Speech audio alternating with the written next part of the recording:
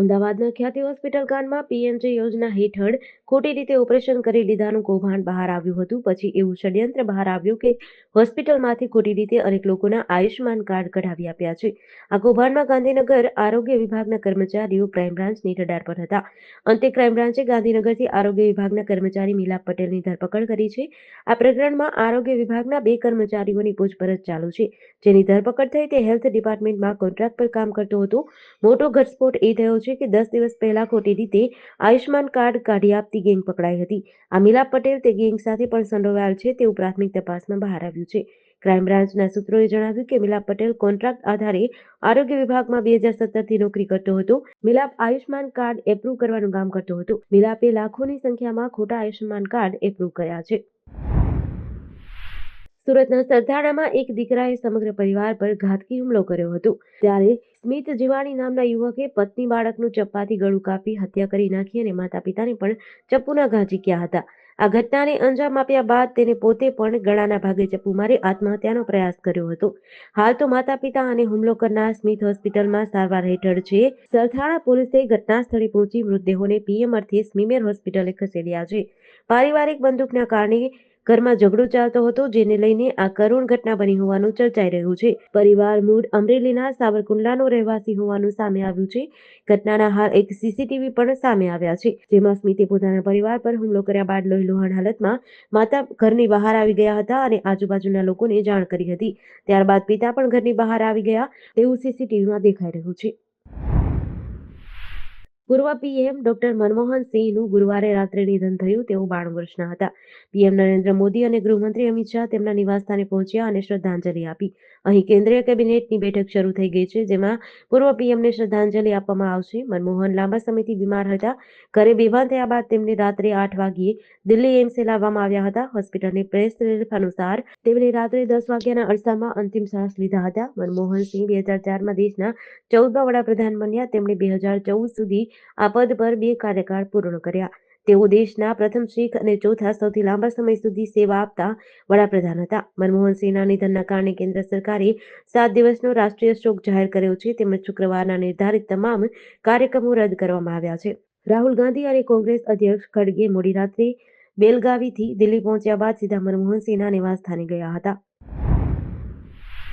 Mozambique દેશની supreme court દ્વારા શાસક ફ્રેલિમો પાર્ટીના રાષ્ટ્રપતિ પદના ઉમેદવારને વિવાદાસ્પદ ચૂંટણીઓમાં વિજેતા જાહેર કર્યા બાદ હિંસા ફાટી નીકળી હતી, જેમાં ત્યાં વસતા ભારતીયોની દુકાનો અને મકાનોને પણ આગ લગાડી લૂંટ ચલાવવામાં આવી છે, જેમાં અનેક ગુજરાતીઓ ઘરવિહોણા થયા છે, જેથી તેઓ અન્ય લોકોના ઘરે શરણાર્થી બન્યા છે.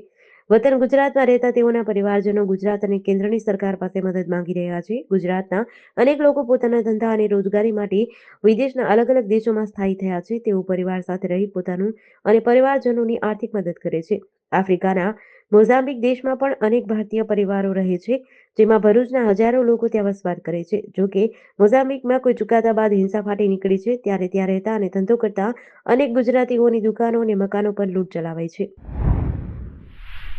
દેશના પૂર્વ વડાપ્રધાન ડોક્ટર મનમોહન સિંહનું નિધન થતાં 7 દિવસનો રાષ્ટ્રીય શોક જાહેર કરાયો છે. રાષ્ટ્રીય શોકના પગલે તમામ કાર્યક્રમો રદ કર્યા છે, જેના પગલે અમદાવાદમાં મ્યુનિસિપલ કોર્પોરેશન દ્વારા આયોજિત કાંકરિયા કાર્નિવલ 2024 સંપૂર્ણ રદની એએમસી દ્વારા સત્તાવાર જાહેરાત કરાઈ છે. સાથે જ 1 જાન્યુઆરીથી શરૂ થનાર ફ્લાવર શોની તારીખોમાં પણ ફેરફાર કર્યો છે. કાંકરિયા લેક ફ્રન્ટ પરિસર ખાતે વિનામૂલ્યે પ્રવેશ ચાલુ રહેશે. ગતરોજના રોજ પૂર્વ પીએમ મનમોહન સિંહે 92 વર્ષની વયે દિલ્હીની એમ્સમાં અંતિમ શ્વાસ લીધા હતા. તેમના નિધન બાદ 7 દિવસનો રાષ્ટ્રીય શોક જાહેર કરવામાં આવ્યો છે.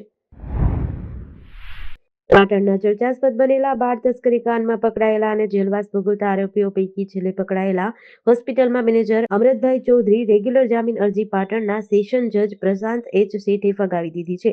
અમૃત ચૌધરી સામે રાધનપુર નગરપાલિકામાં બાળકના જન્મની નોંધાવવા માટે ભરવામાં આવેલ ફોર્મ ભરીને બાળકનું જન્મનું પ્રમાણપત્ર ખોટી રીતે મળવામાં આવ્યું હતું. પાટણની કોર્ટે બંને પક્ષોની રજૂઆત સાંભળી જામીન અરજી નામંજૂર કરતા જણાવ્યું, આરોપીને જામીન પર મુક્ત કરાય તો તે ફરિયાદ પક્ષના પુરાવા સાથે ચેડા કરે અને નાસભાગ કરવાની શક્યતા છે. આ કેસમાં આરોપીનો રોલ, સજાની જોગવાઈ, કેસની હકીકત, સંજોગો, ગુનાની ગંભીરતા જોતા આરોપીના જામીન નામંજૂર કરવામાં આવે છે. વલસાડ જિલ્લાના વાપીની ચીરી વિસ્તારમાં અપહરણ કરાયેલ બાળકની હત્યા થઈ હોવાનો ખુલાસો થયો છે. પોલીસે ઘટના સ્થળ નજીકના સીસીટીવી કેમેરા ચેક કરતા એક શંકાસ્પદ ઈસમ પાછળ બાળક જતું જોવા મળ્યું હતું, જેના થોડીવાર બાદ શંકાસ્પદ ઈસમ એકલો પરત આવતા સીસીટીવીમાં કેદ થયો હતો. નજીકમાં આવેલી જાળીમાં ચેક કરતા હત્યા થયેલી હાલતમાં બાળકની લાશ મળી હતી. વલસાડ પોલીસે લાશનો કબજો મેળવી લાશનું પીએમ કરાવતા બાળકની હત્યા થયાનું સામે આવ્યું હતું. જેને લઈને અપહરણની ફરિયાદમાં હત્યાની કલમો ઉમેરી સીસીટીવીના આધારે શકમંદોની પૂછપરછ કરી આરોપીને ઝડપવા પ્રયાસો હાથ ધર્યા છે. ઓમજીત કુમારની લાશનું પીએમ કરતા હત્યા કરવામાં આવી હોવાનું સામે આવ્યું હતું. વલસાડની મહિલા બેંકમાં અલગ-અલગ વ્યક્તિઓના નામે કુલ 4.80 કરોડની લોન લઈ છેતરપિંડી આચરી હતી. મહિલા બેંકના ડિરેક્ટરોના ધ્યાને વાત આવતા મહિલા બેંકના ડિરેક્ટરે ઘટનાની જાણ વલસાડ સિટી પોલીસને કરી હતી. મહિલા બેંકના મહિલા મેનેજરે 4.80 લાખની છેતરપિંડીની ફરિયાદમાં વલસાડ સિટી પોલીસની ટીમે બેંકના મેનેજર સોહમ દેસાઈ સહિતના આરોપીની ધરપકડ કરી હતી. આજે વલસાડની એડિશનલ સેશન્સ કોર્ટમાં બેંકના મેનેજર સોહમ દેસાઈએ જેલમાંથી મુક્ત થવા જામીન અરજી કરી હતી. સાથે જ કેસમાં સંડોવાયેલી મહિલા મમતા ગુપ્તાએ પોલીસ ધરપકડથી બચવા આગોતરા જામીન અરજી કરી હતી. તે બંને અરજી ઉપર ડીજીપી અનિલ ત્રિપાઠીની દલીલોને ગ્રાહ્ય રાખીને વલસાડની એડિશનલ સેશન્સ કોર્ટના જજ ડી.જે. શાહે આગોતરા જામીન અને રેગ્યુલર જામીન નામંજૂર કરતો હુકમ કર્યો છે. સુરતનગર પ્રાથમિક શિક્ષણ સમિતિએ સરકારી શાળાઓમાં રમતગમત ક્ષેત્રે મહત્વપૂર્ણ નિર્ણય લીધા છે, જેના દ્વારા વિદ્યાર્થીઓને ઓલિમ્પિક માટે તૈયારી કરવાની તક મળશે. સુરતમાં પ્રથમવાર સરકારી શાળાના વિદ્યાર્થીઓને ટેબલ ટેનિસ, હોકી, સ્વિમિંગ સહિતની રમતોની સુવિધા પૂરી પાડવામાં આવશે. ઓલિમ્પિકને ધ્યાને રાખીને તેમને સ્પોર્ટ્સ ડ્રેસ અને શૂઝ આપવામાં આવી રહ્યા છે. સાથે આ નવી રમત પણ સામેલ કરાઈ છે. ઓલિમ્પિક માટેની તૈયારીના ભાગરૂપે નવી રમતોની શરૂઆત સરકારી શાળાઓમાં રમતોત્સવ હેઠળ હોકી, જુડો, કરાટે અને યોગ જેવી વિવિધ રમતોનો સમાવેશ કરાયો છે. આ રમતો જાન્યુઆરી 2025થી શરૂ થશે. નગર પ્રાથમિક શિક્ષણ સમિતિના સભ્ય વિનોદ ગજેરાએ કહ્યું કે આ પ્રોજેક્ટનો મુખ્ય હેતુ વિદ્યાર્થીઓને ઓલિમ્પિક સ્તરે તૈયારી કરવા માટે મજબૂત આધાર પૂરો પાડવાનો છે. ઉત્તર પશ્ચિમ મધ્યપ્રદેશ પર સર્જાયેલી સાયક્લોનિક સર્ક્યુલેશન સિસ્ટમ અને વેસ્ટર્ન ડિસ્ટર્બન્સના કારણે ભર શિયાળે અષાઢના એંધાણ હવામાન વિભાગે વ્યક્ત કર્યા છે.